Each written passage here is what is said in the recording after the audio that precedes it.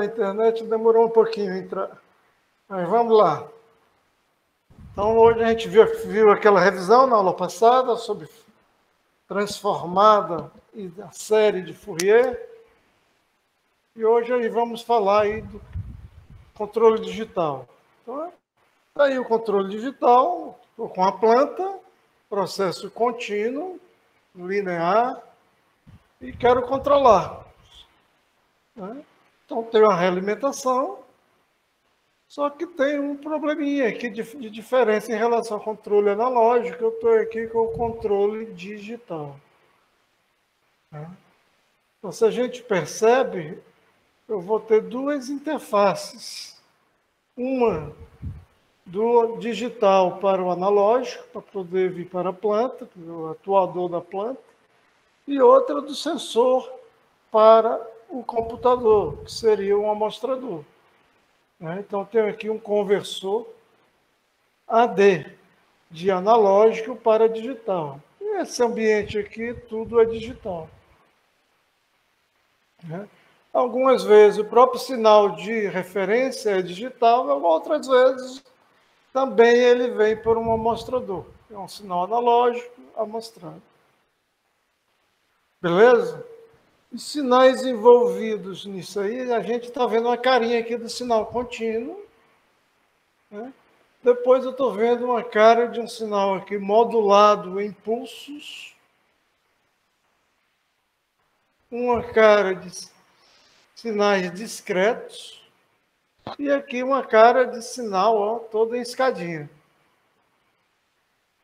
Lá no sistema contínuo não aparecia. Todos os sinais eram contínuos, entradas e saídas.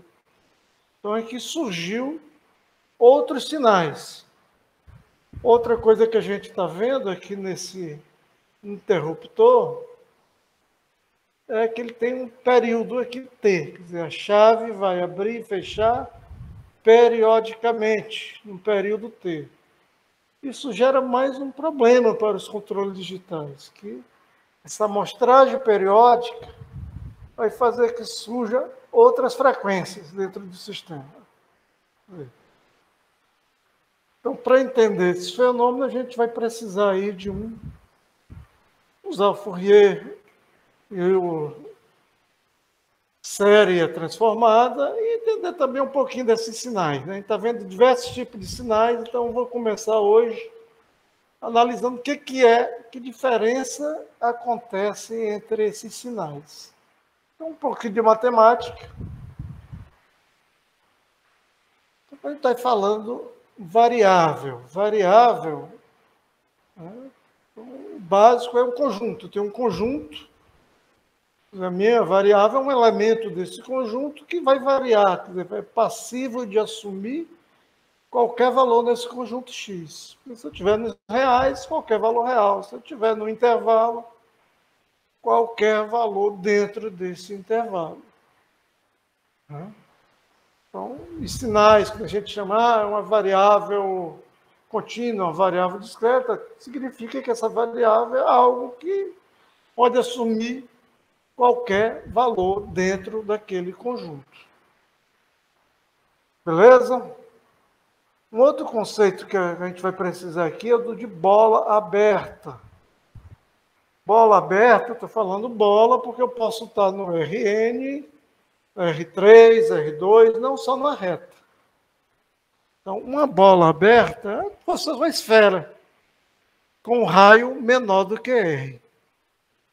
É um conjunto dos Y pertencente ao conjunto X e com raio maior do que zero, raio real, tal que a norma, a distância entre esses pontos e X seja menor do que R, ou seja, não é só a circunferência.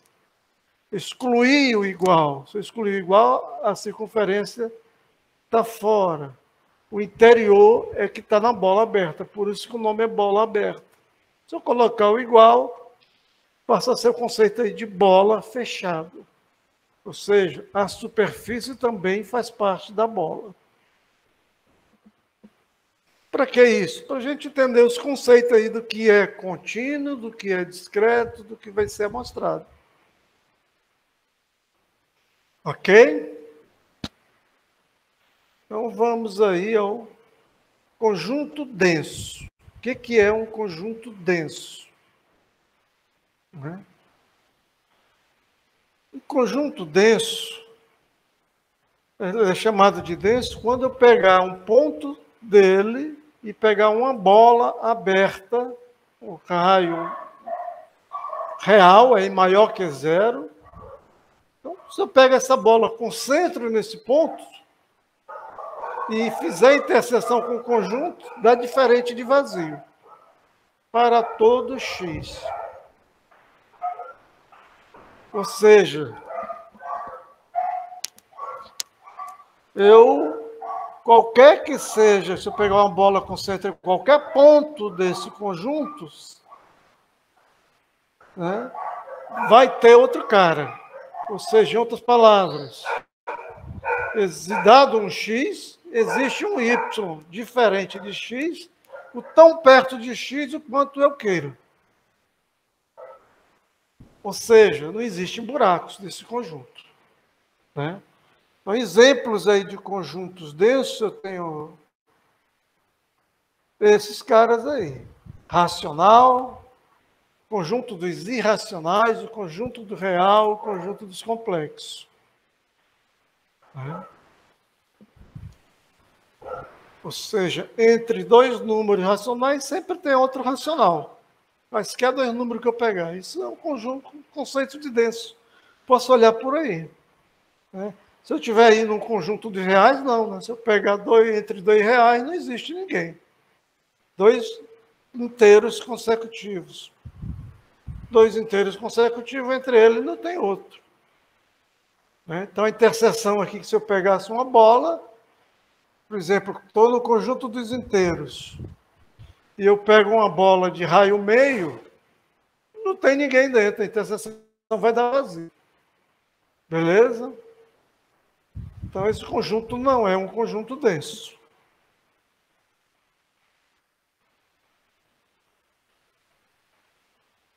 Conceito de ponto isolado.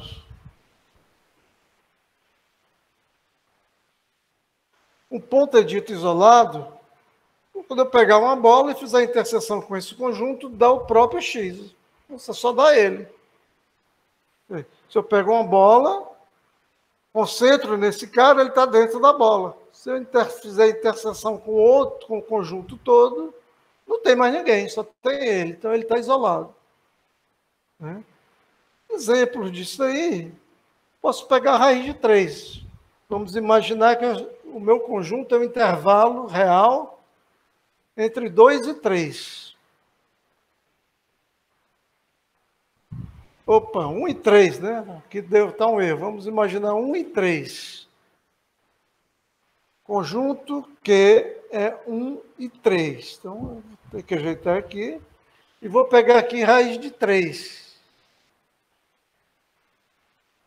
Raiz de 3 é um ponto isolado de x. Por quê?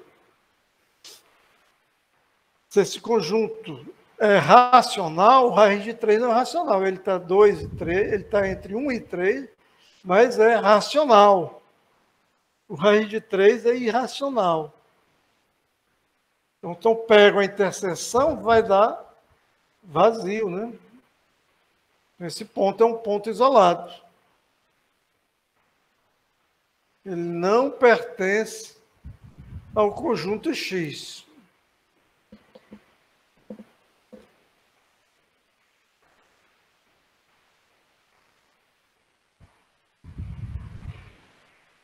Aqui.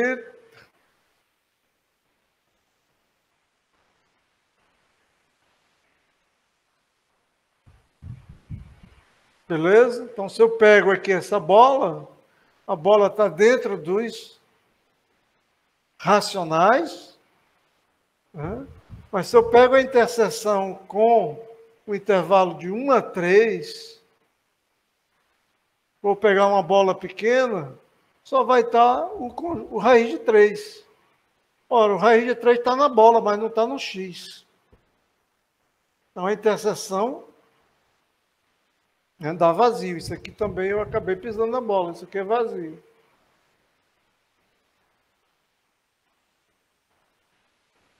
Né?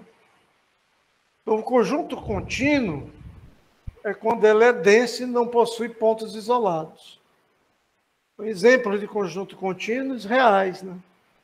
Então, o conjunto contínuo mais famoso aí é o conjunto dos reais e o dos complexos.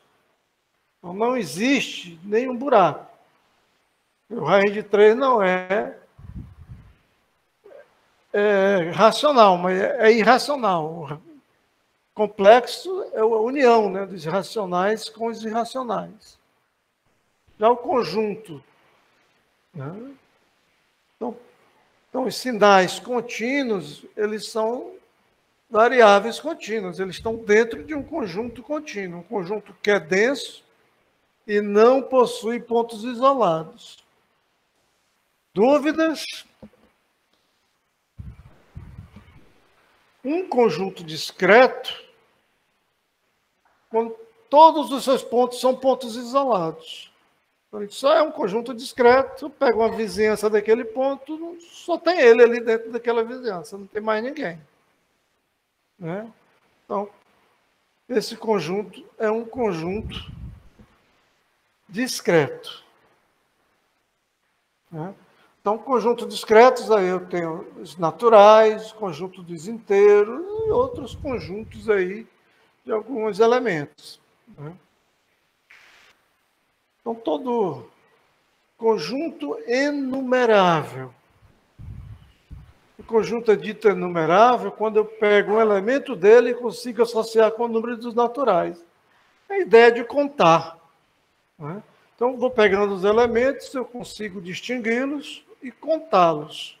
Se eu puder contar, ele é numerável. O problema é que a ideia de contar da gente, né, parece só para ser conjuntos finitos. Ah, eu consigo contar. Né, os números de 1 a 10, esse é o meu conjunto, eu consigo contar. Mas se for o natural, são infinitos números, eu não consigo contar. Mas ele é enumerável, eu consigo, né, enumerar e distingui-los. Embora não dê para contar todos, porque são infinitos. Então, qualquer conjunto que eu consigo fazer uma associação, né, entre ele e os naturais, esse mapeamento é um bijetivo, ou seja, ele é sobrejetivo e injetor, quer dizer, não sobra ninguém nem de um lado nem do outro. Todo X tem um N associado, quer dizer, a volta, e todo N tem um X, que é injetivo. Então, ele é um conjunto enumerável. Então, ele traduz a ideia de contar. Por exemplo, N. N é o conjunto de naturais até o máximo, N.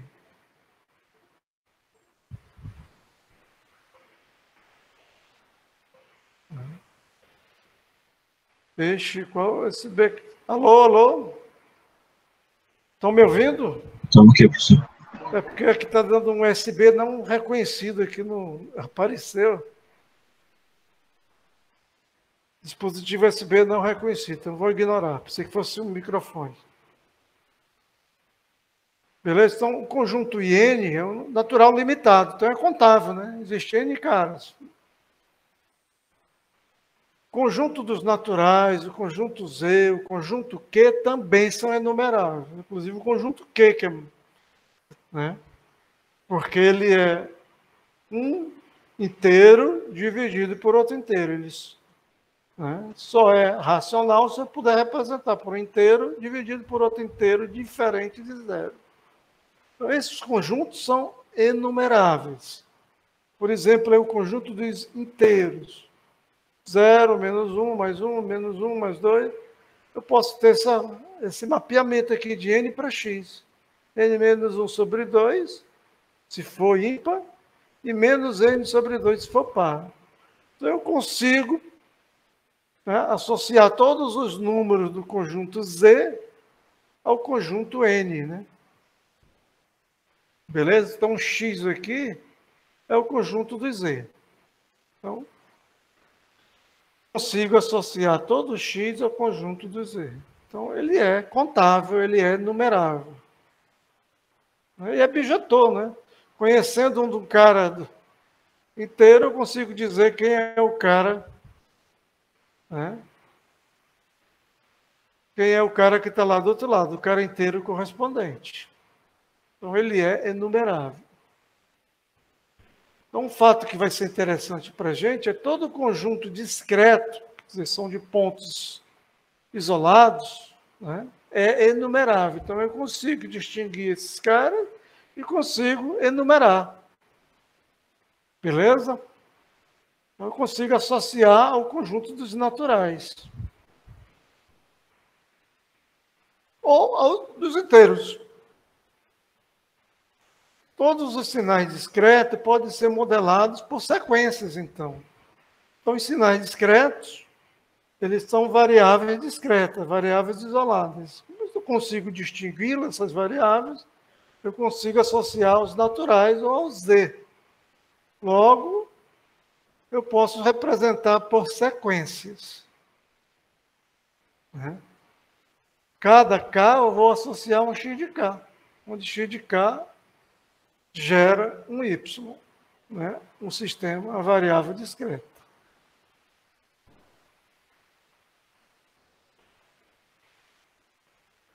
Então, um sinal. O que é um sinal? Sinal é uma variável observável de interesse de um sistema. Qualquer variável, quer dizer, uma grandeza que está ali de algum fenômeno, né, que pode variar dentro de um certo conjunto, real ou real todo, ou um intervalo, né, ou, por exemplo, uma tensão de 0 a 5 volts, uma tensão de 0 a 12 volts, ou qualquer valor de tensão. Então, é uma variável. Né? Então, um sinal, qualquer dessas variáveis que me interessar, eu vou chamar de sinal, porque ela vai me passar informação do sistema. Então, eu uso sinais para comunicar com o sistema, mandar informação para ele ou tirar a informação dele, verificar coisas. Né? Normalmente, essas variáveis são funções independentes.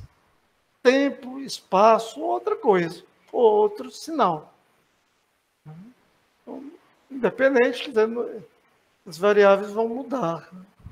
Não tem muita influência com eles. Então, posso capturar esses sinais por observação, medição, sensor, uma aquisição direta com objetivo.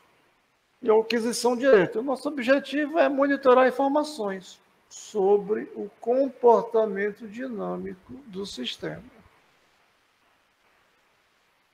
Ok? Assim como para controlar. Posso usar, colher informação, realimentei, e vou usar essa realimentação para estabilizar, controlar, fazer com que ele obedeça aqueles critérios. Se eu quero controlar, ele tem que, no mínimo, satisfazer duas condições. Uma de transitório e outra de regime permanente. Então, se eu faço isso, eu consigo controlar esse cara.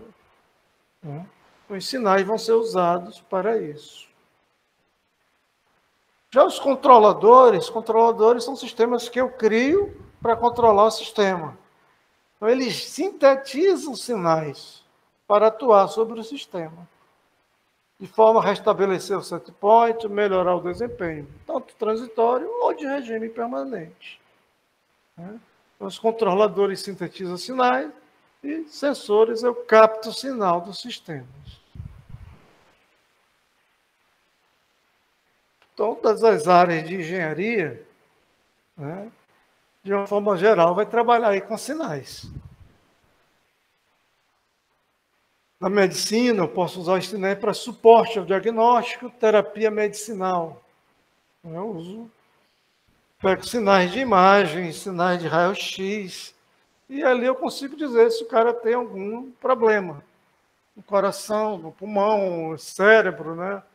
Então, eu tenho diversos dispositivos aí médicos que eu consigo aí trabalhar com imagens e com sinais. Posso usar para terapia também, a fisioterapia usa muito, né? fica dando choques em nervos, outras coisas, eu estou injetando sinais aí para fazer terapia. Posso monitorar sinal, por exemplo, aí na Covid. O meu sinal pode ser aí o número de casos, né, de Covid, casos confirmados.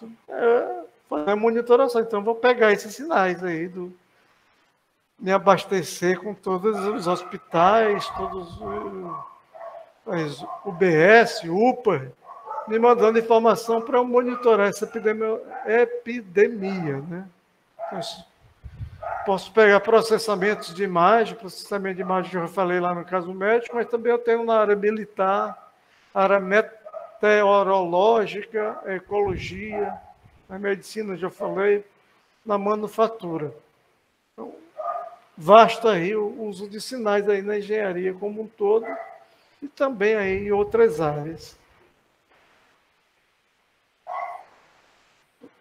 Nós falamos que ia ter sinais contínuos. O que é um sinal contínuo? Ele é um sinal contínuo quando ele é definido para toda variável x de um conjunto contínuo. Então, qualquer x que eu pegar dali, ela é definida. Não tem ninguém sobrando. Né? Então, sinal contínuo, o conjunto é contínuo, é um conjunto denso. Não tem pontos isolados. Então, todo mundo ali tem que ter um valor desse sinal. Logo, pode ser descrito matematicamente por funções de variável contínuas. Então, exemplo daqui é um sinal contínuo. Está vendo que aqui existia uma transição instantânea. Nessas transições instantâneas, x igual a 0 aqui teve uma transição instantânea. Qual o valor de y para t igual a 0? Nessas variações instantâneas, o valor a ser definido para o y é a metade do salto. Então, esse valor foi escolhido aí, metade do salto, para ter compatibilidade com a transformada inversa de Fourier e com a série de Fourier. Se eu pegar esse sinal, se ele for periódico, eu transformo em série. Se eu voltar essa série para o sinal original, vou ter aqui o ponto médio. A mesma coisa com a transformada. Então, quando ele tem essas transições bruscas, o ponto é definido como ponto médio aí entre os dois limites. Então, isso, né, matematicamente, isso não seria uma função, né? Uma função a cada ponto tem um único y, aqui tem vários y. Então, resolvo o problema pegando aí o ponto médio das transições bruscas. Qualquer que seja o tempo, esse sinal aqui ele é definido. Ele é 0 aqui, é de menos infinito a 0. Em 0 ele é meio e depois ele é... Não tem o valor aqui da escala, não coloquei a escala, mas está vendo que todo ponto esse sinal é definido. Um exemplo aqui está de um sistema fisiológico, o eletrocardiograma. O eletrocardiograma ele dá a despolarização da célula cardíaca. Eu tenho aí 3 sinais analógicos que ele está capturando. Sinal do ventrículo direito, do ventrículo esquerdo, e também está pegando aí o valor médio entre eles. Então, analógico. Enquanto está lá o sensor, ele está captando essa informação.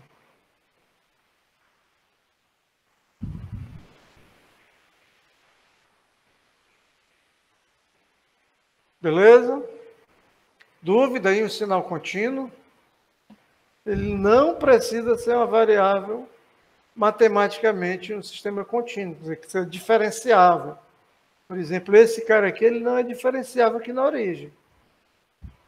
Mas o valor de x de 0 é metade. Digamos que aqui fosse 1, aqui é meio. Então, está definido o valor em todo ponto. Todo ponto T, esse sinal é definido. Ele é um sinal contínuo. E não necessariamente isso é tempo. Isso pode ser espaço. Se eu tiver um sinal, por exemplo, de imagem. Sinal de imagem, ele depende de XY, imagem 2D. Ele vai depender do eixo vertical e horizontal. Eu sei cada ponto, horizontal, vertical, eu vou saber quem é a intensidade da iluminação. Então, esse é um sinal, né? Se ele for um sinal de imagem não estática, mas a imagem transmitida, também varia no tempo, espaço e tempo. Então, os sinais, ele pode, não depende só de tempo, ele pode espaço, tempo. Ou outras variáveis aí que for de interesse para ele. Então, um sinal analógico, quando a gente fala sinal analógico, é um sinal contínuo, cujo próprio sinal também é uma variável contínua. Ou seja, quando eu tenho o sinal é uma função de x em y. Sinal contínuo só precisa da variável ser contínua. O sinal analógico, a saída também é contínua. Ou seja, o y também é uma variável contínua. Pode assumir qualquer valor. Então, se isso acontece, eu tenho sinais analógicos. Normalmente, na maioria dos casos, sinais analógicos é função do tempo. Então, aqui é um sinal analógico. Aqui também, né? Tem vários níveis possíveis. Matematicamente, esses sinais vão ser descritos dessa forma. A função, esse sinal depende de uma variável independente t, que é uma variável real. O tempo aí é uma variável real. Por exemplo, aí o potencial elétrico. É um sinal contínuo. Aqui eu poderia ter a intensidade do campo elétrico variável. Ele está variando. Tempo e espaço. R é a distância dele ao centro aí que está emitindo. Então, quanto mais longe da carga, ou do ponto que eu tenho o campo elétrico, que pode ser originado por um campo magnético variável, quanto mais longe dessa fonte, menor o valor da intensidade do campo elétrico. Então, são sinais aí. Já um sinal discreto, ele é uma função de uma variável discreta. Uma variável, todos os pontos desse conjunto têm que ser pontos isolados. Então, a variável é discreta. Está vendo que o lado y, só o lado x, a variável independente. O y está livre. Y pode ser variável discreta ou uma variável contínua. X, então, sinal discreto, a variável é discreta.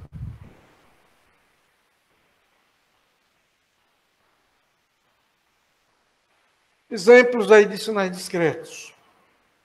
Um caso aí que não é bem da nossa área. Por exemplo, eu peguei aqui os casos confirmados de Covid por dia no Brasil. Então, 20 horas é divulgado, junta todo mundo e sai esse resultado. Fora das 20 horas, eu não sei. Aqui ele pegou a média. Está vendo que tem as barrinhas, são os casos. E ele divulga pela média, que é um processamento de sinais em torno dos valores anteriores. Se a gente for estudar sistemas, vamos ver aí como calcular essas médias, o que representa. O que está me interessando mais aqui, me pareceu ser contínuo, porque os pontos foram ligados, mas eu só tenho às 8 horas da noite que eu tenho essa informação. Pegar meio-dia, se eu quiser, eu vou pegar o valor anterior. Não sei quantos morreram hoje. Eu vou saber meia-noite. Ou meia-noite não, 20 horas, né, que divulga o boletim. A mesma coisa aqui, se eu pegar a inflação. A inflação do mês é divulgada no final do mês. Fora disso, eu tenho que ter estimativas. Então, eu tenho aí o IPCA, que é o índice de inflação amplo. Índice Nacional de Preço ao Consumidor Amplo. Mês a mês.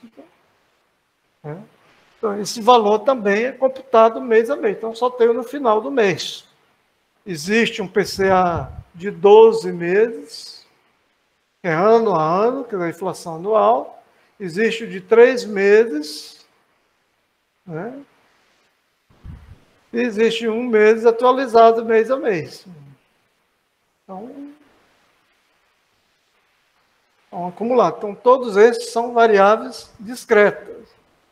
Está vendo que aqui é discreta, aqui o eixo X, mas o eixo Y é qualquer valor, né?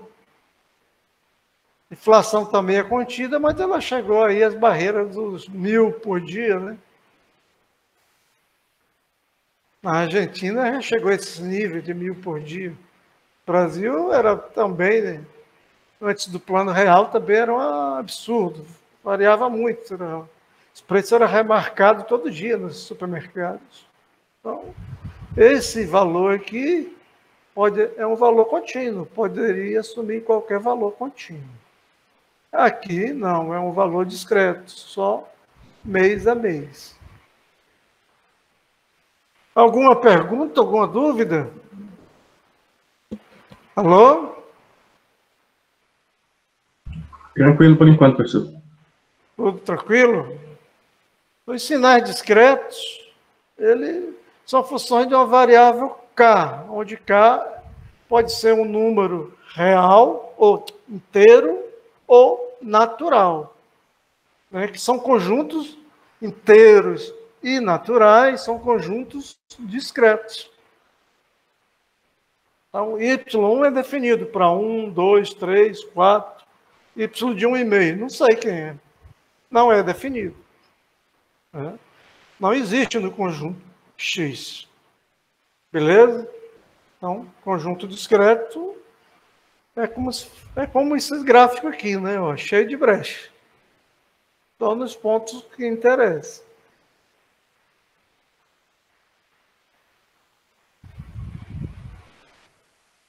Agora vamos ver o que é sinal amostrado.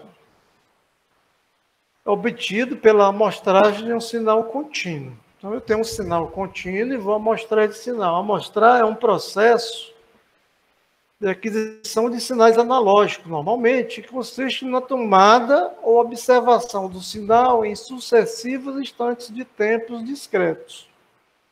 Então, eu não vou tomar todo instante de tempo, um tempo real. Eu vou pegar alguns TKs, onde esses TKs são alguns instantes de tempo. Então, entre TK e TK mais 1 ou TK menos 1, não existe nada. Existe em TK, em TK, em 1, em T2, em T3. Beleza? Entre T1 e T2 eu não sei. Não peguei o sinal. Então, de um modo instantâneo, eu posso pegar esse sinal instantaneamente. Liguei a chave e vejo quem é. Eu posso ficar ligado algum tempo, acompanhando o sinal. Né? Eu posso clicar e segurar isso por um determinado tempo. Então, são formas diferentes de amostrar um sinal. Por exemplo, aqui eu vou monitorar isso por uma chave on-off. Então, essa função M de modulação está ligada em 1, desligada em 0. Então, ela liga, desliga, liga, desliga. Quando ela liga, o sinal passa. Então, eu entrei com um sinal contínuo. Seria essa envoltória, é um sinal contínuo. Ligo a chave. Então, aqui vai passar Y estrela. Então, vai ser o sinal amostrado. A gente vai usar esse estrela aí para amostrar. Então, o Y estrela só vai existir quando a chave estiver ligada. Quando está ligada, ele deixa passar o sinal. Desligo a chave, ele vai para 0. Não tem mais sinal. Ligo de novo, ele acompanha o sinal. Desligo, vai para 0. E assim sucessivamente. Os instantes que eu vou ligar essa chave, pode ser periódico ou não. Né? Se eu ligar em intervalos fixos, eu digo que eu tenho uma amostragem periódica. Se não, é uma amostragem aí aleatória. De quanto em quanto tempo eu olho, às vezes, não tem uma definição precisa, né, de quanto tempo vai acontecer isso.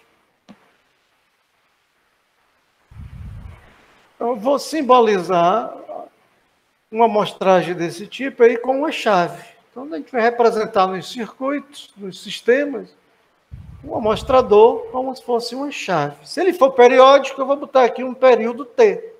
A cada T segundos ele vai ligar.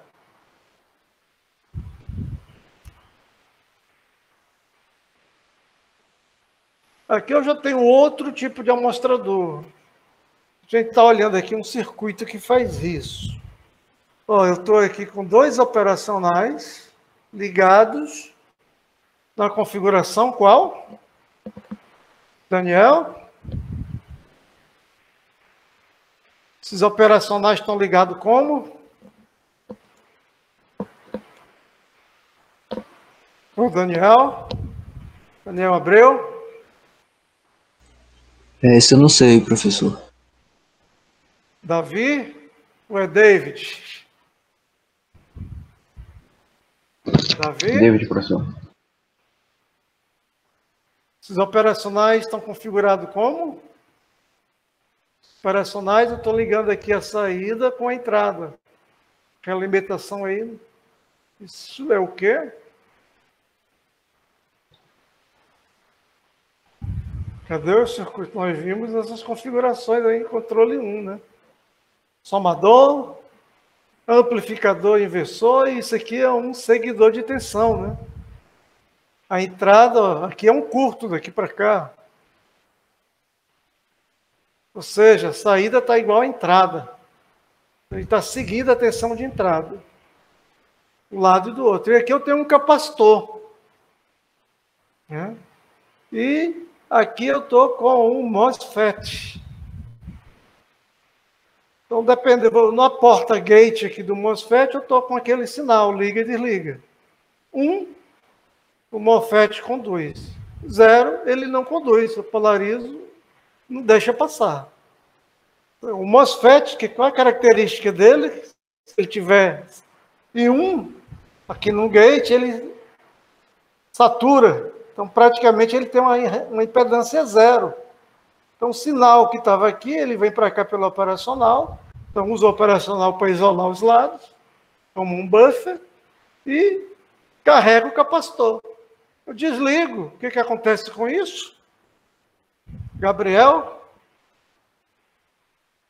Desligo a chave, o M foi para 0. O que vai acontecer com o capacitor? Gabriel? Eu não sei dizer, professor. O que acontece com esse capacitor se esse cara aqui estiver em 0? Kaique? Ele descarrega a tensão. Ele carrega, né? Ele carrega quando ele está em 1. Tem uma Tá em impedância zero, quase que 0. E quando ele está em 0, a impedância do MOSFET é muito alta. Então, o capacitor mantém a tensão que estava nele. Né? Uma impedância que operacional ele não consegue, que a impedância é alta, ele não consegue mandar corrente para lá e não consegue vir por aqui, né? Fazendo a volta, porque aqui também eu tenho impedância alta. Então, esse cara segura essa tensão. Então, isso aqui é o chamado sample hold. Eu amostro, em cada vez que ele for 1, que ele subir, ele se carrega instantaneamente, ele tem uma impedância, uma resistência baixa, uma capacitância alta aqui, então ele se carrega quase que instantaneamente.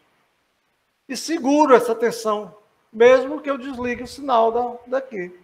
Desligou, ele mantém a tensão lá no capacitor. Então dá uma curvinha dessa forma. Ó. Amostrei, seguro. Chega o próximo instante de amostragem, amostro de novo, seguro. Chegou de novo, ligo, seguro. Então, eu tenho aí uma amostragem periódica, né? Eu estou em cada instante, ao mesmo período, eu estou, porque esse sinal aqui é um sinal periódico. Então, estou fazendo uma amostragem periódica e usando um sample hold. Ele segura o valor. Antes do MOSFET, isso aqui era um circuito RC. Se for um circuito RC, eu acabo tendo um probleminha. Qual seria? Gregory, né? Não sei, professor. Se isso aqui fosse um transistor, a impedância não seria alta quando eu desligo. Se aqui for um resistor ou um transistor, a impedância aqui não é baixa, o capacitor descarrega.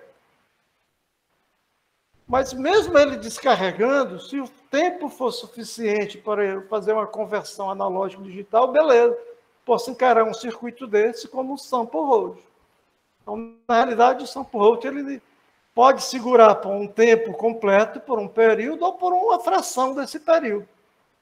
Se eu seguro por uma fração, desde que esse tempo que ele mantenha essa tensão em determinados níveis, beleza, para mim foi constante. Seria suficiente aí para fazer uma conversão de analógico para digital. Se isso for possível, tem um sample hold. Se não, tem aquela forma aqui, ó, que ele acompanhou o sinal, né? Não segurei, acompanhei o sinal. Seria aquela amostragem de observação, que é uma amostragem natural. Eu olhar o sinal. Quer dizer, a luz está desligada, eu desligo, eu não vejo nada. Aí eu ligo a lâmpada, eu vejo o sinal. Aí, estou acompanhando o cara. Desligo, não vejo mais. Beleza? A amostragem natural, eu vejo e acompanho o sinal. Na com sample hold, eu amostro e seguro. Amostragem ideal. Agora vamos, o que é um amostrador ideal? Um amostrador ideal é um circuito desse, cara, né? Que eu ligo a chave por um tempo infinitesimal. Então, um trem de impulsos. Em vez de ser um trem de pulsos aqui, posso botar um trem de impulsos. Ligo, ele carrega instantâneo. Só que a gente sabe que isso não é tão fisicamente, né? Tem uma incompatibilidade. Eu preciso ligar por um determinado tempo e desligar. Mas, no caso ideal, vamos imaginar que fosse possível. Então, eu venho aqui com um trem de impulsos. Em vez de ter esse circuito matemático, na realidade, eu vou fazer com esse circuito na prática, mas, matematicamente, eu posso simbolizar por isso. Eu vou pegar esse sinal, que é um trem de impulso, lembra dele? A gente viu transformada, viu tudo, e multiplico pelo sinal contínuo de entrada. Ora, fora dos impulsos, M é zero. Se eu multiplico por Y, vai dar zero. Nos impulsos, ele não é zero. Então, eu vou pegar o Y de 0, o Y de T, o Y de 2T, Y de 3T, e vou ter esses pulsos aqui, ó. As amplitudes vai ser exatamente os valores do Y nos pontos. Vixe, cachorro, um instantinho aqui que eu vou ver se eu pego. Oh, parou! Parou aí, pela tia. Parou! Oh. Alô? Oi, cachorrada cismou com alguém lá fora. Então, tenho aqui os impulsos, não são mais um trem de impulso que era constante, né? Isso está modulado. Então, está modulado em amplitude. O sinal contínuo ficou com amplitudes diferentes.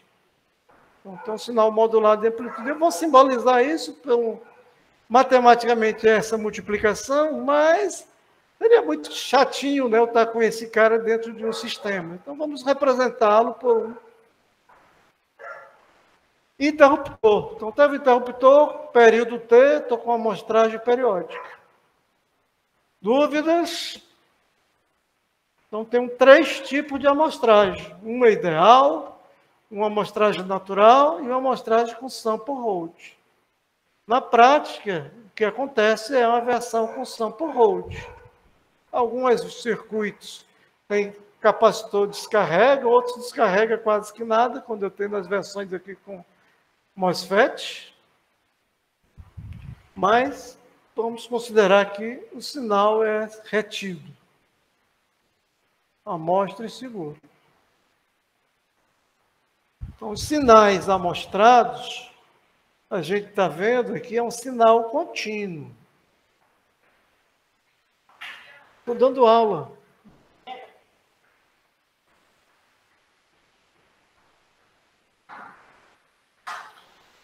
O sinal é um sinal contínuo, é definido para a variável t. Né? Todo instante de tempo eu sei que é esse cara.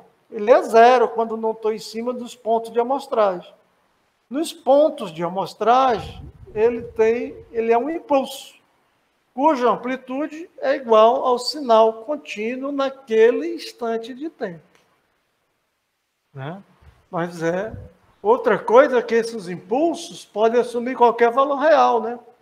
A variável x aqui é uma variável analógica, variável y. Qualquer valor em R podia assumir ou dentro de um intervalo. Se eu souber qual intervalo que ela quer, então qualquer valor ali dentro daquele conjunto, que é um conjunto contínuo, conjunto denso e sem buraco, poderia assumir essa variável, beleza? O sinal amostrado também. Alguma dúvida aí no sinal amostrado? Então vamos aí para o sinal digital.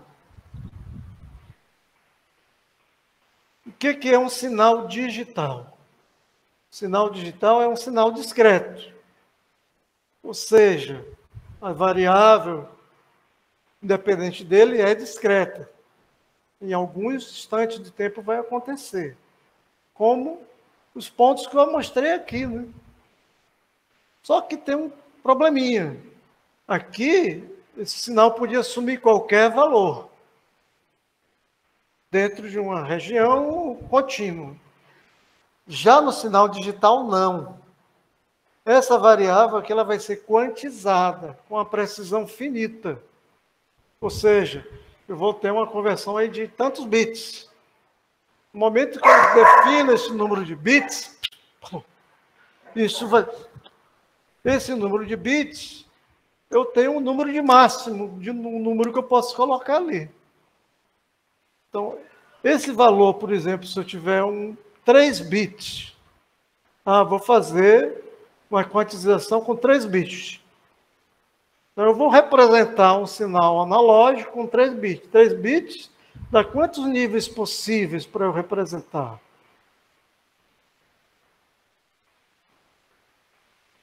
Vamos lá, Gabriel. Estou com 3 bits. Dá 7 níveis. 7 níveis. Então, quer dizer, o meu sinal contínuo, que tinha infinitos valores, agora não vai mais poder acontecer. Ele só vai variar em 7 níveis. Então, vou representar por um número que vai de 0 a 7, em binário, porque eu vou jogar isso para o computador. Então, sempre eu vou pegar esse número. Então, quanto mais bits eu tiver, mais essa faixa de valores que eu poderei representar o número, o sinal. Então, a diferença do sinal digital para o amostrado é que, primeiro, esse cara é discreto, ele não é definido para todo instante de tempo, você só nos momentos que eu amostrar, eu posso até segurar, quer dizer, entre esse ponto e esse é o valor anterior que eu mostrei, ele não vai mudar. Mas também o conjunto possível de y de x é um conjunto finito. Eu só tenho 2 elevado a n níveis possíveis, onde n é o número de bits que eu vou representar. Então, a gente pode dizer que a quantização transforma a amplitude do valor do contínuo para valores discretos, de uma representação binária de n bits. A limitação aqui, normalmente, quando eu pego esses níveis, ocorre um problema, porque se for 2 elevado a n, dá 8. 8 eu já não consigo representar, já deu overflow. Seria o oitavo bit. Então, eu vou ter o 0, bit 0 ao bit 7. O bit 8 já seria o bit oitavo. Então, ou seja, eu vou ter níveis possíveis. Normalmente eu vou identificar pelo o nível médio, não pelo nível, mas pelo valor médio entre eles. Depois a gente vai chegar nisso aí quando estiver vendo os circuitos.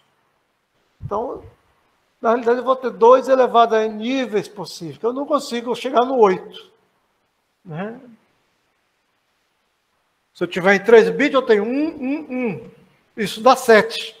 Então, eu consigo representar o número 0 ao número 7. Beleza?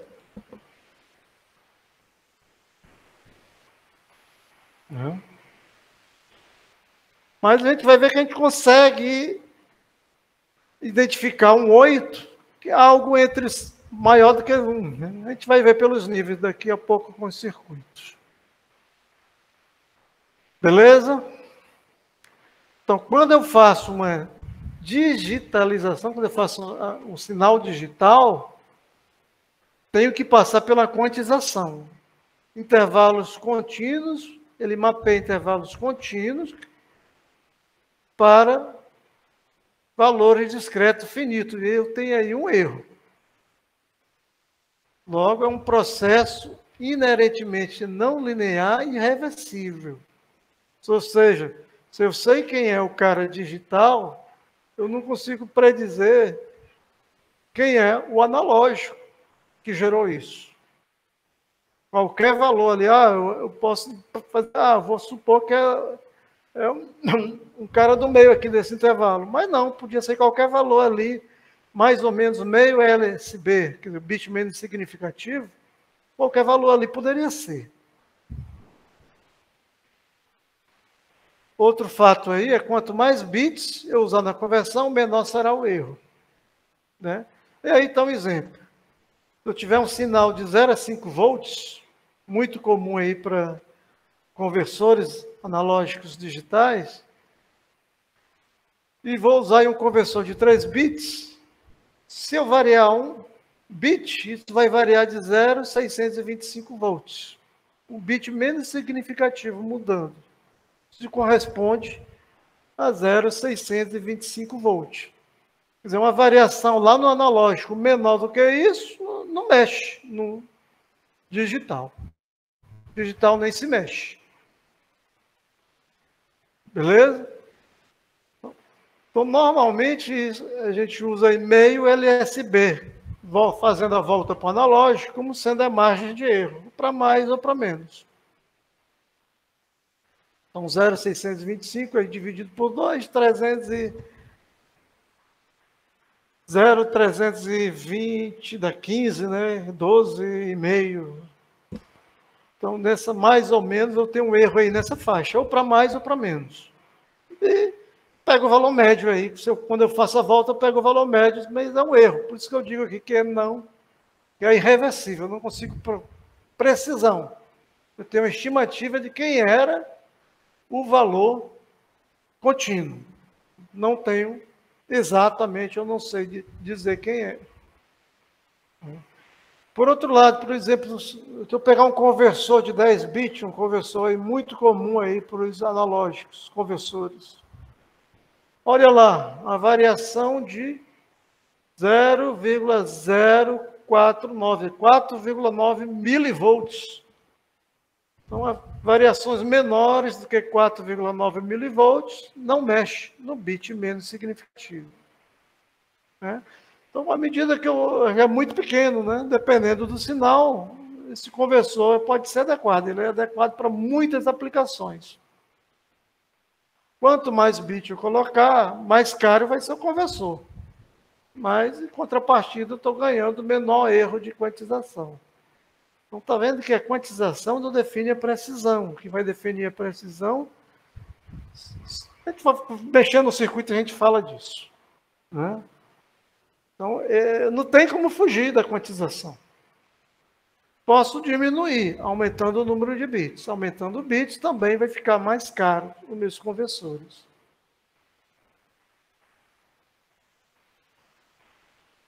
Então, o processo disponibiliza um valor numérico em forma binária pura, ou seja, um número binário com amplitude igual à do sinal amostrado. Ou seja, ele não é o valor da tensão que eu estou medindo. É isso que eu quero dizer. Ah, o sinal está entre 0 e 5 volts, eu estou lá com 2 volts e meio, o valor que eu vou ter aqui não é 2,5, eu vou ter um número que está associado a esse cara, ao 2,5 volts. Então, não é exatamente o valor numérico do sinal. Beleza? Existe um mapeamento de lá para cá, e a volta não é única, né? Eu vou chutar que é o meio, para errar o erro médio ali, não um valor qualquer. Então, esse valor eu vou levar para o computador, esse valor que está digital. Esse valor, para eu levar para o computador, tem diversas formas, né? Os próprios conversores têm registradores que pode ter acesso direto à memória. Esses registradores internos já escrevem na memória do computador, RAM, né? Algumas vezes esse cara vai para uma porta serial, e segundo um protocolo, o cara tem acesso a isso. Uhum. Um stream de dados. Então, transforma esse número num stream e manda serialmente. Ou mando paralelamente, que lê o registrador de uma vez todo. Então, existem essas possibilidades. Normalmente, o cara utiliza o binário puro, e quando ele trabalha com positivo e negativo, normalmente ele usa o binário aí na representação complemento de 2. Eu consigo aí representar números inteiros, ou números positivos, e números negativos.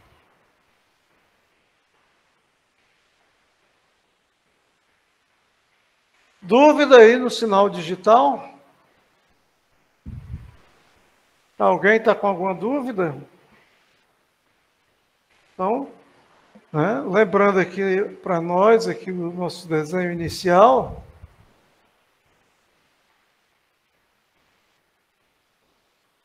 Olha lá, eu estou aqui com o sinal contínuo. Amostrei esse sinal, amostragem.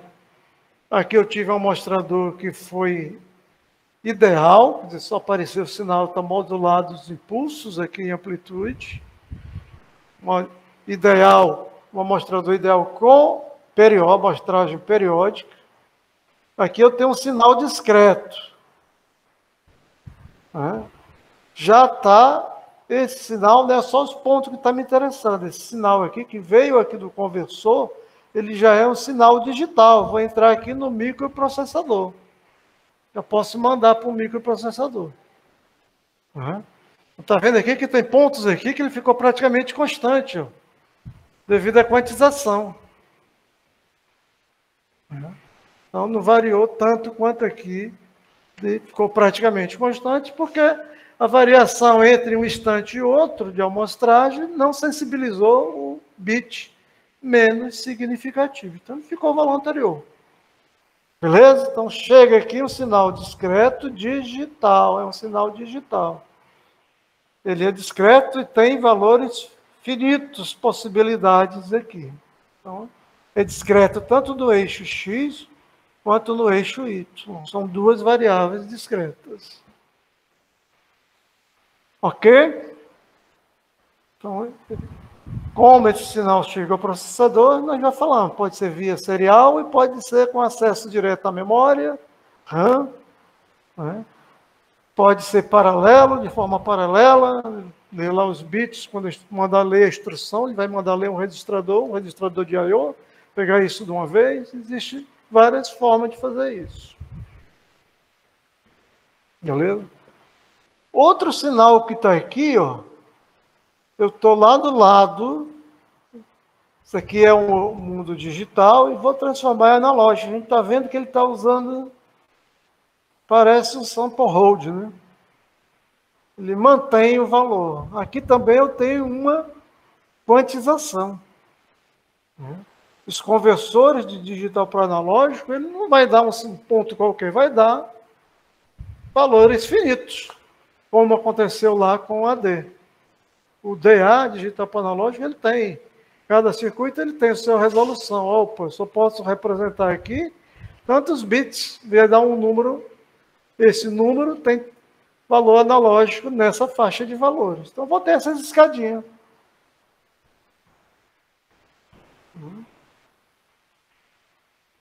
Está vendo que aqui já é um sinal contínuo, né? Ele aqui é uma variável contínua, definido para todo instante de tempo, mas aqui no eixo Y ele não é contínuo. É uma variável quantizada, então ele tem finitas possibilidades. E vai depender do conversor. Mas são finitas, não são... Aqui sempre vai ser um conjunto discreto, esse eixo, a variável U. Então, essas formas de sinais, esses impulsos, esses carinhas aqui, o sistema vai ver esses saltos. Se fosse analógico, não tinha esses saltos. Esses saltos significa que o sistema vai ver injeção de frequências altas. Além dessa frequência fundamental, ele vai ter outras frequências que vão entrar nesse sistema. Essa amostragem periódica, esses sinais aqui são periódicos. O amostrador injetou harmônicas dependendo desse período. Então, vou ter harmônicas que não apareciam nesse sinal. Então, vou ter problemas com isso.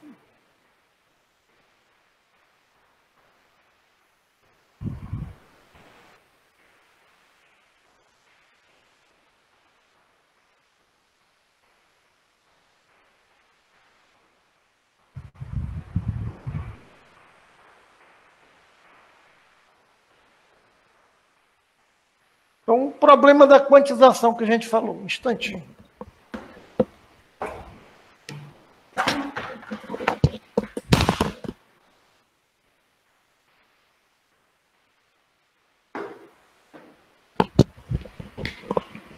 Alô? Então, o problema da quantização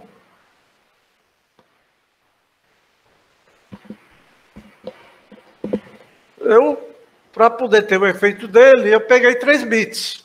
Eu fiz uma quantização, tinha um sinal que variava de 0 a 5 volts, fiz aí um período de amostragem de 1/4, 0,25 segundos, e uma resolução de 3 bits. Ou seja, eu consigo representar aí, né, de 0 a 7. E peguei os níveis intermediários. Está vendo aqui como é que é a função? Eu estou entrando aqui, valor amostrado, e do lado aqui no eixo Y, estou o valor quantizado. Então, meio, os valores possíveis quantizados, zeros, 625, aí 1,2, o 0,625 vezes N, né? Até não chega aos 5 volts. Né? Porque eu vou chegar até 7, não vou chegar até 8, né? Embora que eu tenha esse gap aqui. Então, o que eu vou fazer para quantizar aí? Pelo aproximação, arredondamento, né? Está mais ou menos aqui. Se estiver abaixo do meio, ele é 0. Se estiver acima do meio, ele já é 0,625. Se estiver aqui no meio, aqui, ele continua em 0,625. Se ele estiver acima desse meio aqui, já vai para 1,252. Então, ele dá essa escadinha quantização, mostrando que os níveis são constantes. Ó. 1, 2, 3, 4, 5, 6, 7, 8. Os 8 níveis possíveis. Então, isso foi quantizado, o sinal foi quantizado, está vendo aqui que ele fica, ó. Houve variação no sinal contínuo, mas foi insuficiente para mexer no LSB, né? Então, ele continua o mesmo valor digital. Aqui também, ó, esses pontos aqui, teve o mesmo valor quantizado. Já o contínuo não, variou aí bastante. Isso porque eu estou aí com 3 bits, então a diferença é muito, né? 0,625 volts. Eu não vou fazer mostrar com 3 bits, é muito improvável que aconteça aí em sistemas reais. Então, é muito comum com 8 bits, 12 bits, 10 bits. Então, conversores nessa faixa. Conversores de 3 bits é mais ilustrativo aí, para a gente ver o efeito da quantização. Se eu botasse aqui 10 bits, ninguém ia perceber esses saltos. Com dúvida aí na quantização?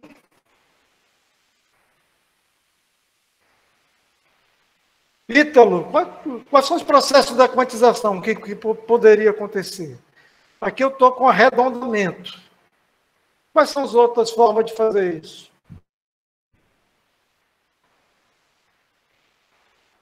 Ítalo?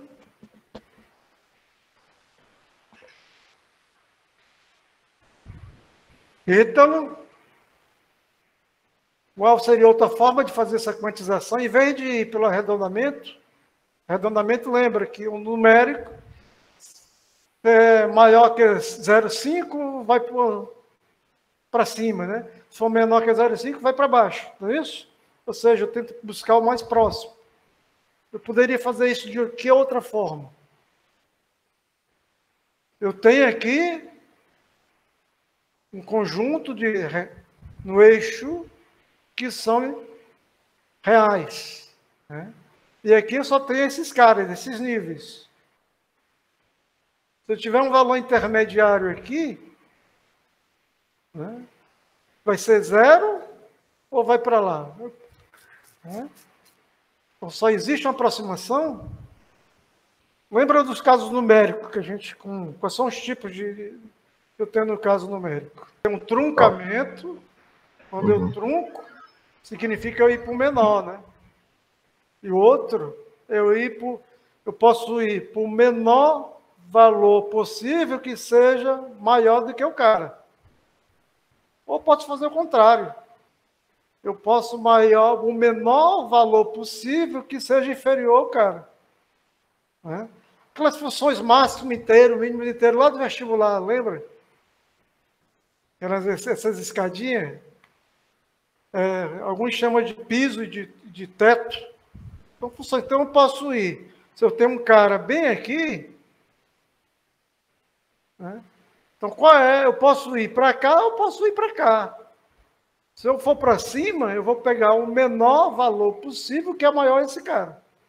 Dentro dos possíveis. Se eu for para baixo, eu estou pegando o maior possível, que é inferior a esse cara. Então, isso são formas de fazer isso. Né? O truncar não funciona muito aqui, porque eu não estou tirando só casa decimal, né? Truncar normalmente acontece em quantização quando eu estou com números reais, eu vou cortar a parte fracionária e ficar com o inteiro. Mas lembra que não são todos os inteiros possíveis, né? Tem um conjunto finito entre um e o outro, não existe outra possibilidade. Então eu tenho que ir para um ou para o outro. Beleza? Então, quantização gera erros. Né? Só tem um jeito de diminuir esse erro. Qual é? Gustavo? Professor, aí no caso, poderia aumentar a resolução, né? Aumentar a resolução, aumentar o número de bits. Né? Pago mais caro por isso, mas é um jeito de diminuir esses erros. Esses erros vão ter aí. Eu vou ter que conviver com esses caras, né, lá no conjunto. Eu quero usar controle digital, não tem jeito. Para levar para o computador, eu tenho que ter informação digital. Então, tem que ter um sinal digital entrando lá.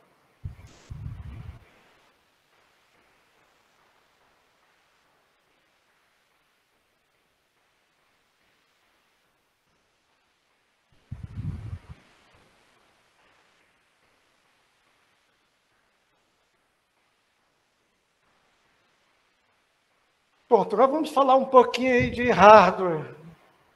Né? Como fazer isso? Como fazer o controle digital? Então, estou aqui nesse desenho nosso aqui.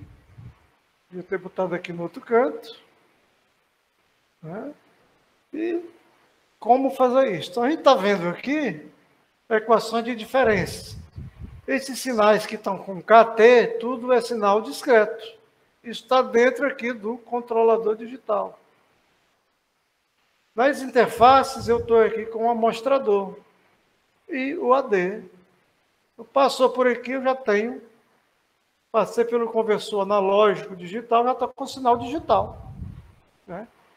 A volta, eu estou aqui com o cara discreto, processei um algoritmo de controle e converti analógico. E vou ter esse sinal dessa forma. É um sinal contínuo. Tem esses dentezinhos aí, essas escadinhas aí, que vai me gerar alguns problemas. Depois a gente vai ver como contornar. Mas já é um sinal contínuo. Então, eu precisei aqui, no mínimo, eu quero implementar um controlador, eu preciso de um microprocessador, né? Para poder fazer esses cálculos. Então, tem que ter um microprocessador aí. Não interessa onde é que ele esteja, mas eu tenho que ter um microprocessador. E esse microprocessador tem um clock, que vai definir esse clock aqui, esse é um circuito que vai definir o tempo de amostragem, período T. Então, eu vou ter tipo um pace, de tanto e tanto tempo eu vou fazer a aquisição, conversão AD e a conversão DA. Então, ele vai monitorar aqui nessas interfaces. Então, o DA é uma interface de digital para analógico e o AD é ao contrário, é do analógico para o digital.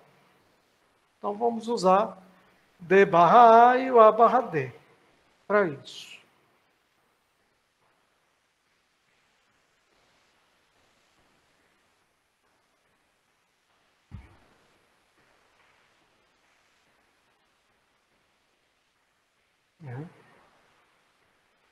Então, preciso do microprocessador, depois a gente vai falar no microprocessador.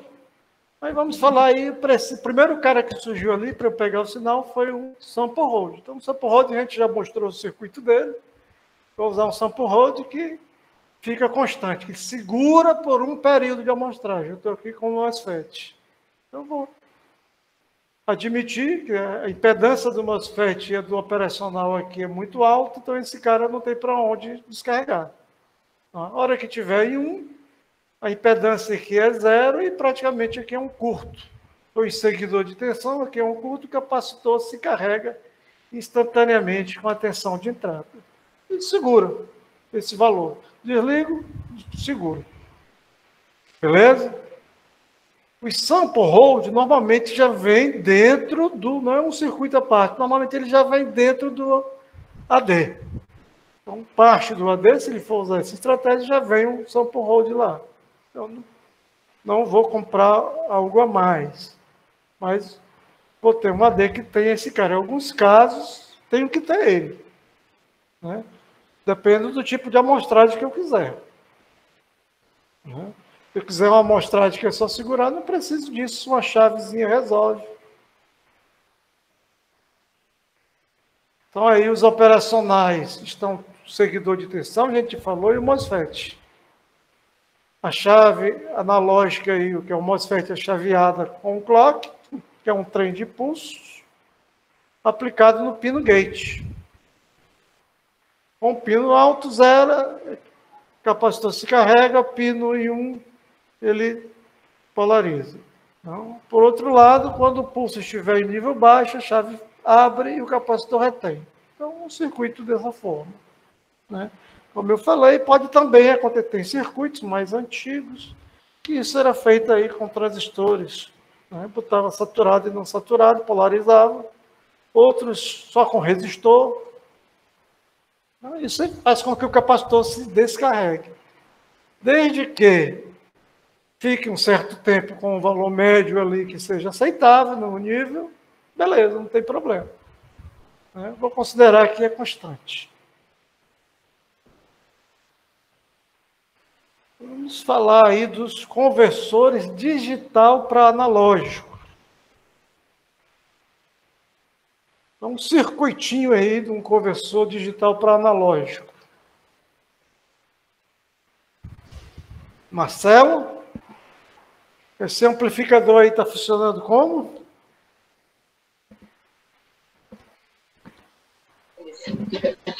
Eu acho que ele é um somador. Tá certo? Não sei. Ele é um somador, né? Ele tem um certo ganho, né? 2R sobre o que ele vê, né? O cara que está aqui é realimentado, o ganho desse cara é 2R sobre o que ele vê de entrada. O que ele vai ver de entrada vai depender dessas chaves.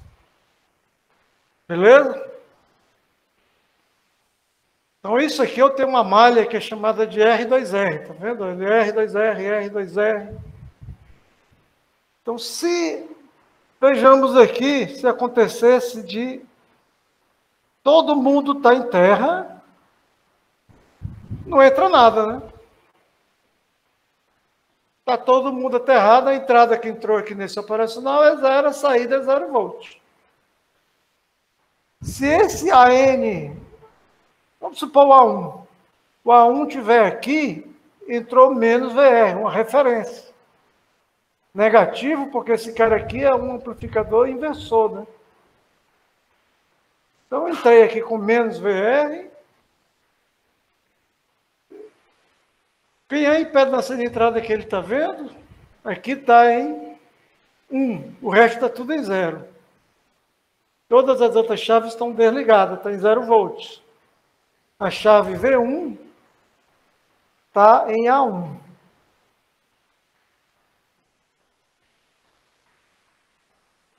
O que é que esse cara está vendo de a impedância aí?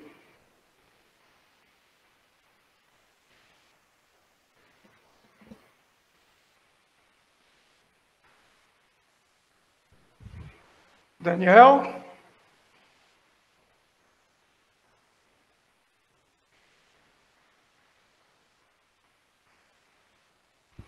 Qual a impedância que esse cara está vendo? Ele está vendo aqui na realimentação 2R, na entrada ele está vendo quanto?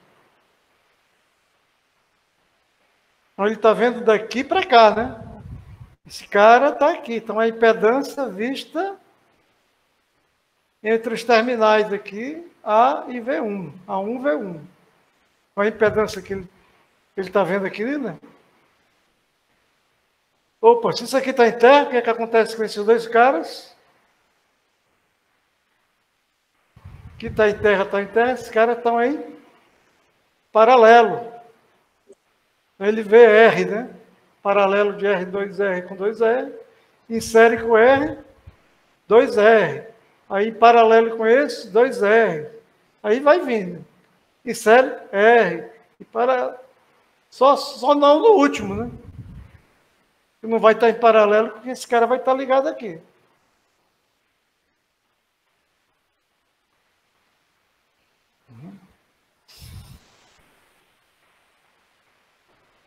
Quando ele estiver bem aqui, aí ele vai ver o R, ele está ligado, ele está vendo 2 R's, né? R mais R, 2R, com 2R em paralelo, R, R. Aí tem um equivalente. Então, dependendo das chaves, essas chaves aqui são entradas digitais.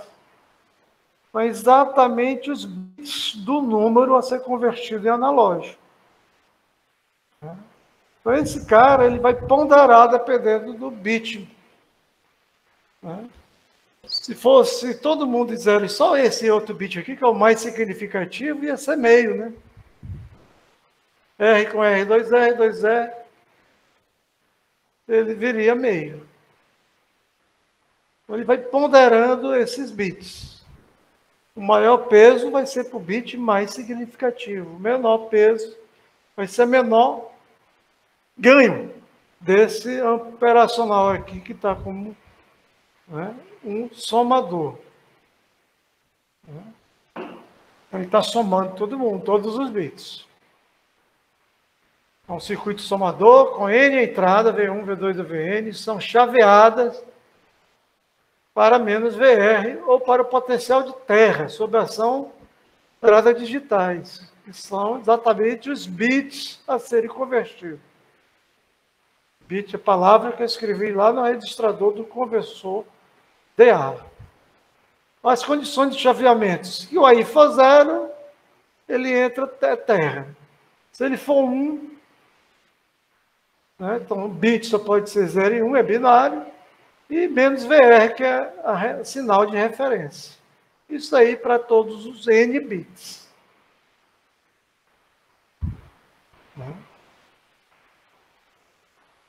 Então, A1 é o bit menos significativo e o AN é o bit mais significativo do número.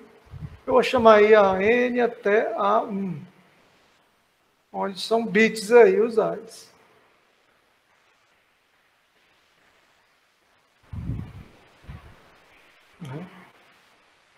Ou seja, se eu fizer aquele... Para cada entrada, eu uso a superposição, né? Teorema de Thevenin e a superposição. Mantenho as entradas desligadas e ligo só uma delas. Vejo qual é o peso. Descubro quem é o ganho. E aí eu tenho isso.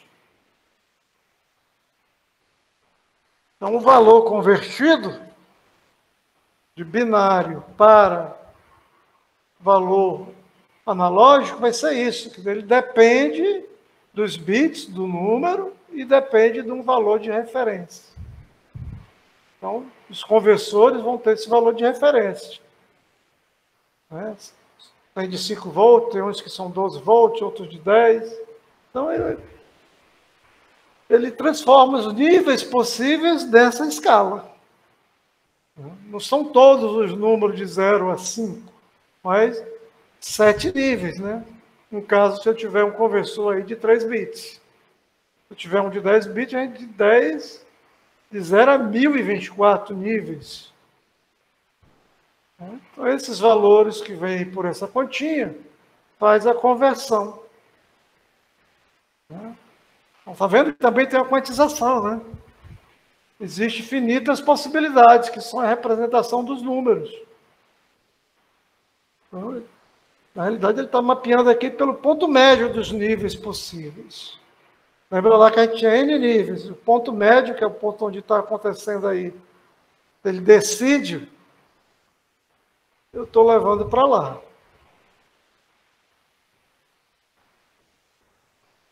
Desse modo, o número binário N é equivalente a uma tensão sintetizada pelo conversor.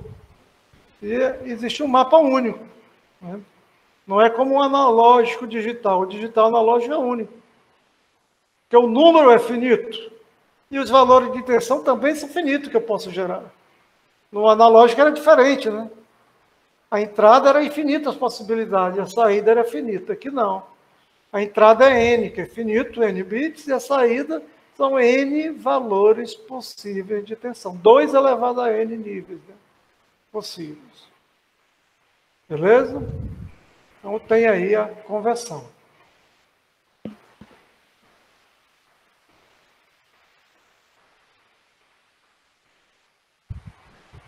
Então, VQ, de quantização esse Q, é só os caras que estão dentro, que eu posso escrever dessa forma, né?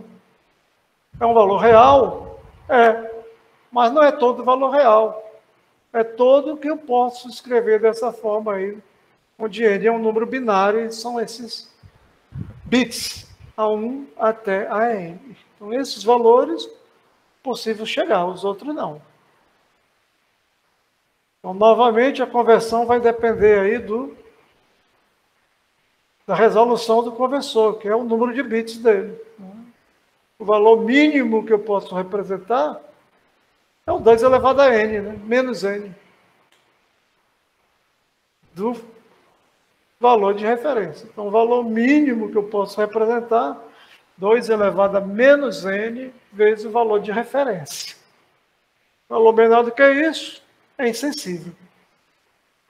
Não há variação lá na entrada.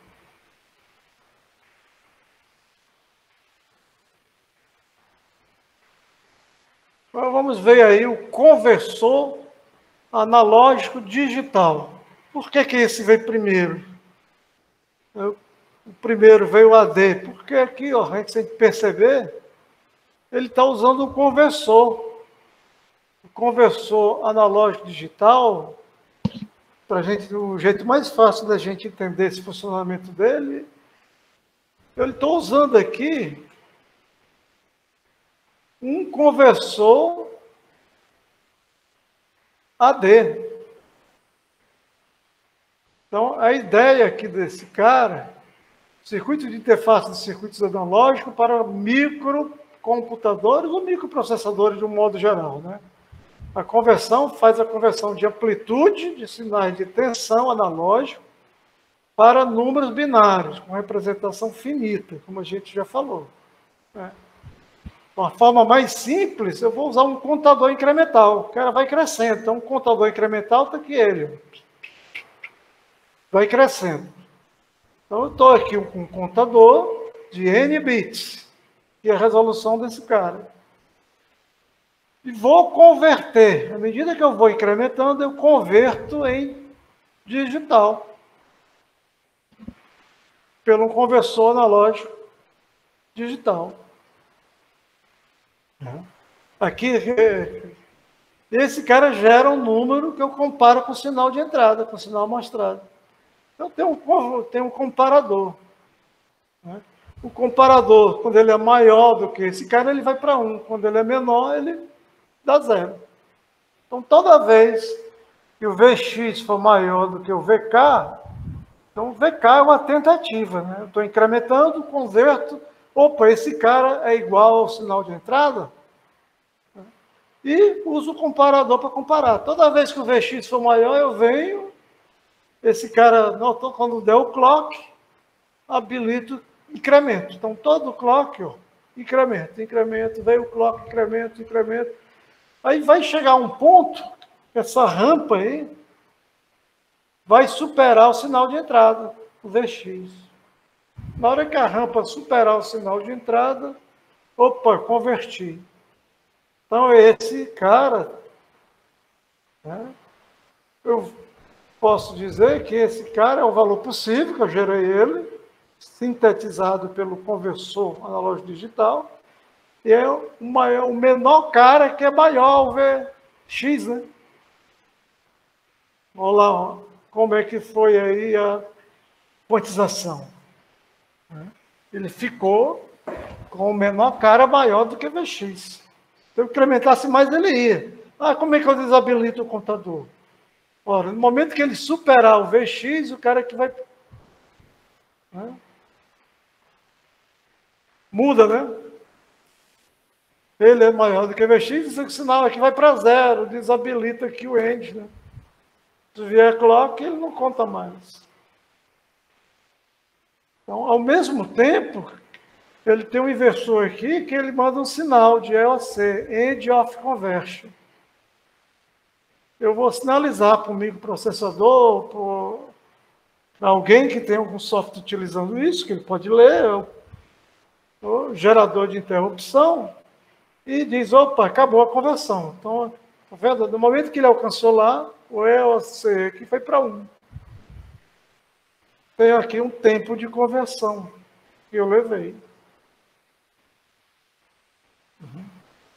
Para iniciar a conversão, eu tenho aqui um sinal de SOC. Start of Conversion. Toda vez que esse sinal vier, ele dispara. Então, está aqui, o sinal veio, ele começa a incrementar. Ou seja, é um processo de tentativa até achar. Só que a tentativa vai crescer monotônicamente. Eu parto do 0 até chegar ao cara. Quanto maior for esse sinal, maior o tempo de conversão. Isso. Ok? Se eu tivesse um sinal bem aqui assim, o Vx, o tempo de conversão ia ser menor. Beleza? Quem poderia citar alguma desvantagem dessa técnica?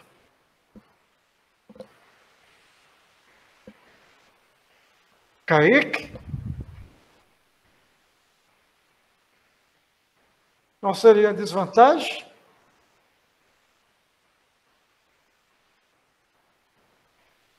Kaique? Talvez ele não seja tão rápido quanto... Não é tão rápido, né? E quanto maior o Vx, mais lento ele fica, né? Então ele não é um conversor, chega a ser usado se eu não tiver algum requisito de velocidade, mas eu tenho esse problema, né, de ser lento. E Então, aqui o problema que eu falei aí do operacional, né, do comparador, ele é 1 quando Vx é maior, o lado que está lá no lado mais, caso contrário, ele é 0. Normalmente, se usa também esse comparador com o Schmidt-Trigger, né, para poder ser mais imune a ruídos. Então, a saída aqui é digital, é 0 ou 1. Né, sempre. Então, quando se usa esse cara com o Schmidt-Trigger, ele tem a vantagem de ser mais imune a ruído. Não vou detectar o 0, um nívelzinho acima ou abaixo de 0, ele mantém ali o valor, não entende como sendo a variação do sinal. Ou seja, o Schmidt-Trigger é um comparador com esterese. Né?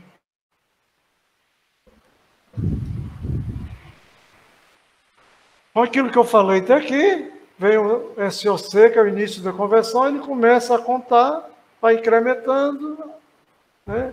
O ciclo vai se repetir a cada clock, ele incrementa, compara, e no final da conversão ele sinaliza o EOC. Desabilita o contador e o número que tiver lá no contador é o cara equivalente à amplitude da tensão de entrada. Né? Então esse valor, ele veio lá do conversor AD, né? Analógico digital. E vai ser dado por isso. Os níveis possíveis para VK vão ser só esses. Finitos valores possíveis para VK. Os valores que eu estou tentando. Beleza? Mostrando aí que é um conjunto discreto. VR é a tensão de referência do conversor e VK é a tentativa. Então vamos aí ver aí.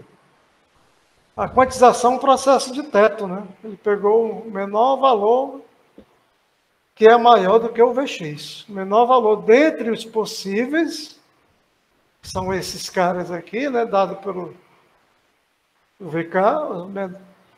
Quais dentre os possíveis é maior, né? É o menor valor que é maior do que o Vx. É uma quantização. O tempo de conversão, olha lá, N é um número que eu vou converter, depende da frequência de clock, né? Se eu dividir pela frequência de clock aí, eu tenho esse tempo. Né? Lembrando que é N vezes o tempo do clock, o período do clock. O período do clock não sob FC. Se eu quiser uma escala cheia, 2 elevado a N, eu vou levar aí 2 elevado a N FC, o maior tempo possível que ele vai ter de conversão. Pode ser muito grande, depende de aplicação. Outro problema que eu tenho que ter, se eu estou convertendo o sinal, esse sinal tem que ficar constante, né? Converto, tem uma tentativa. Quando eu voltar, o sinal já mudou. Então, eu vou começar um ciclo ali de nunca chegar se o sinal mudar. Então, esse tipo de técnica, eu tenho que ter o sample hold. Eu tenho que mostrar e segurar durante essa conversão. Então, necessariamente, essa técnica tem que ter o sample hold. Dúvidas?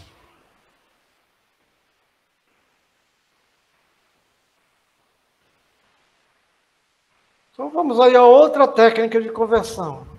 Técnica muito usada aí, a aproximação sucessiva. É o mesmo processo.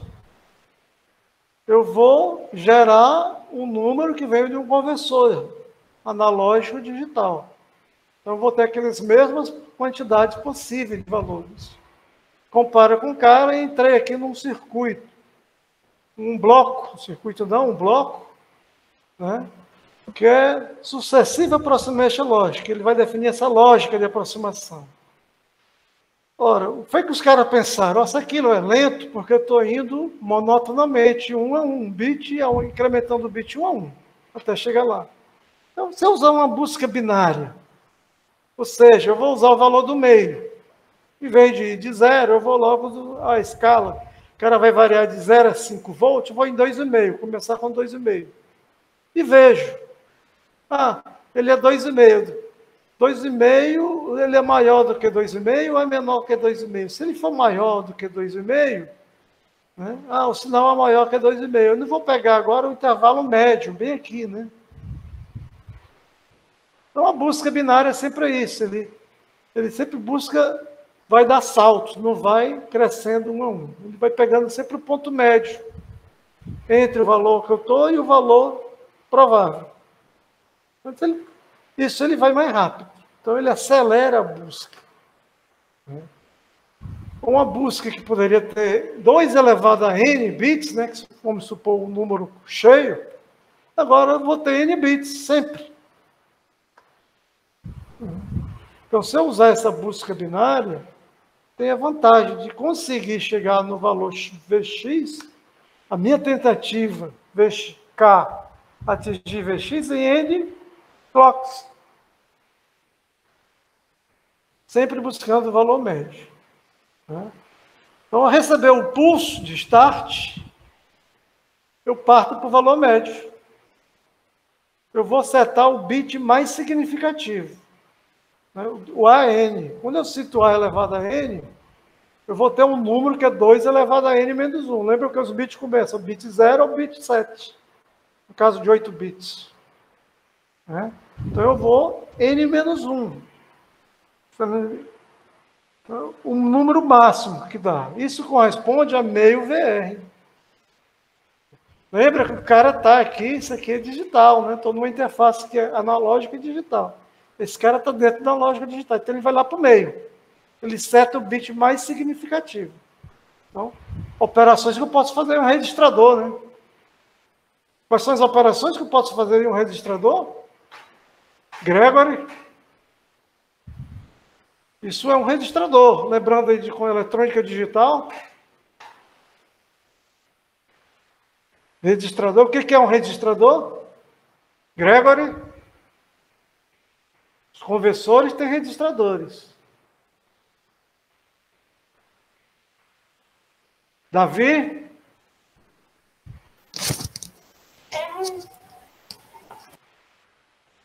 O que é um registrador?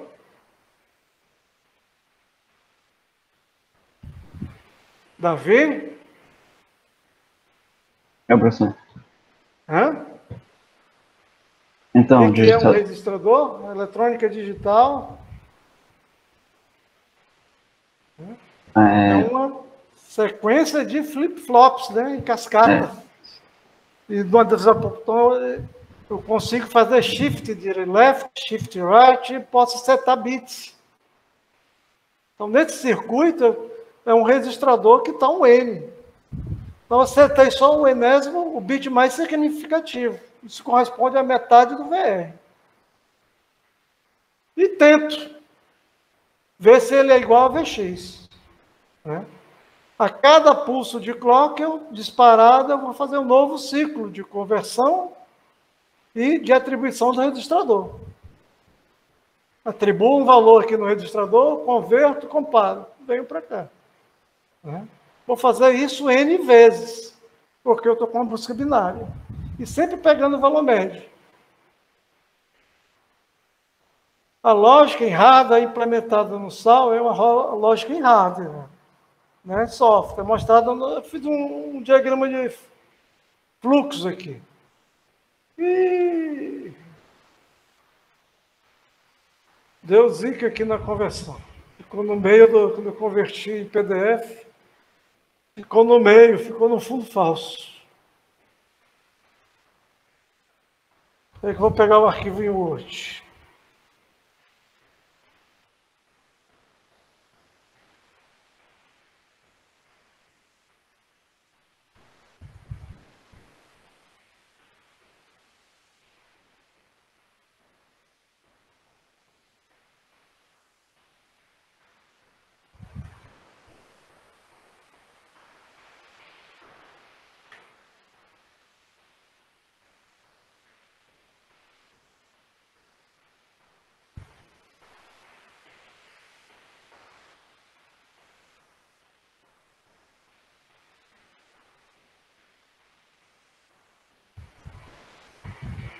Deixa eu pegar o arquivo em Word.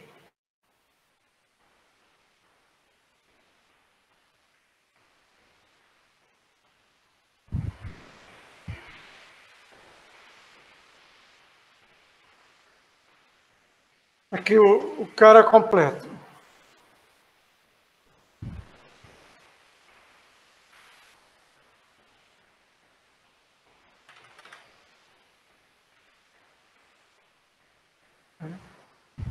Então aqui veio, ele fica esperando aqui o início de conversão. Aí ele lê, né?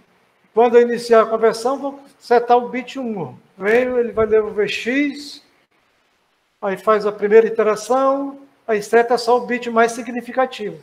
O resto tudo zero. Então o valor que ele vai gerar vai ser isso. Né? O cara lá do analógico digital. Então ele gerou esse VK. Aí ele vai comparar com o VX. Se for superior, aí ele vai perguntar, opa, já foi todos os bits? Sim, o último é 1. Se não, aí ele espera o novo clock. Né? Faz K igual a K mais 1 e vai. Então sempre ele vai fazer um bit. Né? Ele, se for menor, ele vai fazer o bit igual a 1 e o outro 0. Né? Então, mais significativo ele vai para 1. Quando ele for menor, Vx é menor, aí ele, opa, não. Então o bit anterior ele zera e zera o novo. Né? Beleza? Então sempre ele, com essa estratégia, sempre ele pega o ponto médio. E quando não tem mais bit, aí ele termina. Foi N, fechou. Então eu tenho aí completo esse cara.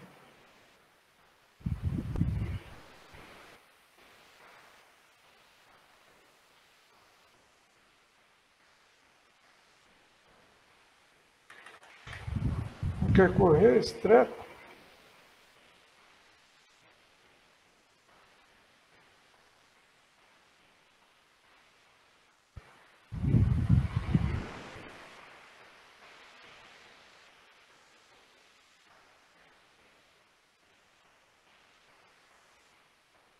A quantização é a função de arredondamento para o nível mais próximo. Né? Aí vai ter um erro de meio LSB. Né? Lembrando que a resolução, né? A resolução é VR 2 elevado a N. Então, isso corresponde ao valor em volt do bit menos significativo. Eu vou ter erro nessa faixa. O tempo de conversão é N sobre FC, onde N é o número de bits. Ou seja, já tem uma previsão de tempo de conversão, não vai depender do valor que vem. FC é a frequência do clock, então já é um cara bom, né? Rápido. A tensão deve permanecer constante durante o tempo de conversão também. Senão vai ser imprevisível para onde eu vou. Então, novamente, circuitos dessa forma tem que ter aí o conversor. A outra forma de converter, é paralelo. Eu vou ter 2 elevado a N menos 1 comparadores. Eu defini os níveis de tensão possíveis. Comparo com cada um deles. Então, essa conversão é a chamada de flash, porque é a mais rápida, né? Mas muito mais cara. Como eu tenho aí 2 elevado a N comparadores, quer dizer, se eu tiver 8 bits, 2 elevado a 8, 256 comparadores, menos 1, 255 comparadores. Isso torna praticamente inviável para grande quantidade de bits. Mas mesmo assim, quer dizer, é um dos métodos muito usados aí quando eu quero trabalhar com sinais, né? Quero fazer processamento de sinais, aí vou ter que é muito rápido em tempo real e preciso de rapidez. Eu gero N níveis de tensão que vem para o comparador. Então, em vez de ir tentando um a um, não, já temos N níveis prefixados. E descubro qual deles é. E gero aqui a saída em bits. No caso aí está para 3 bits. Então, 7, 1, 2, 3, 4, 5, 6, 7 comparadores. Então, estou aí com um conversor 3 bits. E o último eu deixo aí para vocês, aí, que já acabou a aula, o conversor de dupla rampa. Né? ele é um conversor de forma indireta. Então, eu gero uma rampa. Então, operacional aqui está o integrador entre com sinal constante, o Vx ou VR, a referência, e ele integra. Então, gera uma rampa. E eu vou comparar essa rampa com terra. No momento que ele é superior, eu começo a disparar aqui um contador. O contador é habilitado. Eu vou contar o tempo. Ora, uma rampa, o tempo para ele atingir determinado valor depende da inclinação, né? A inclinação é fixa. Então, é proporcional a V. Então, se eu tivesse a estimativa de tempo, eu tenho a estimativa do número N. Essa é a ideia do contador. Ele tem a versão uma rampa só, mas depende do RC, circuito RC. E tem a versão dupla rampa, que independe do circuito RC.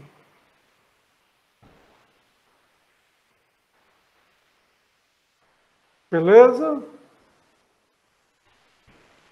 Então, o tempo aí para ele converter vai de 2 elevado a n sobre Fc. Ocorre aí quando ele cruza o comparador. Então, na hora que ele cruzar aqui, o comparador detectar, primeiro eu vou carrego por um tempo finito. Esse tempo eu vou 2n sobre Fc, é o tempo que ele vai carregar. Aí eu desligo a entrada e ligo o sinal de referência. Quando ele atingir zero, o valor que tiver no N, né, é o valor do número. Mas por que isso? Porque 2 elevado a N, eu encho o bit aqui, né, o registrador. Então, quando eu chego aqui em 2 elevado a N, o bit mais significativo, todo mundo dá 1, gera mais 1, vai para 0 todo mundo e gera um bit de overflow. Então, esse bit de overflow é que vai sinalizar aqui para fechar essa chave, comutar para o Vx. Aí, nesse momento, o cara já está zerado por causa do overflow. Então, o tempo que vai estar lá vai ser o tempo desse segundo rampa. Ou seja, o tempo que ele levou na primeira rampa até atingir o valor, mais o tempo da segunda rampa, de T1 a T2, são iguais. A soma dá zero, né? Porque uma eu estou integrando com valor positivo, a outra eu estou integrando com valor negativo. Então, zerou de novo a integrando. Ou seja, isso é igual a isso. E daí eu tiro o Vx como uma função de N, mostrando que estão relacionados. Então, N é um cara aí de integração. Então, esse processo é muito usado em voltímetros digitais, né? Beleza? Então, fica aí para a próxima aula falar aí dos microprocessadores, os micro e dos dispositivos aí que fecham isso. Beleza? Por hoje, obrigado.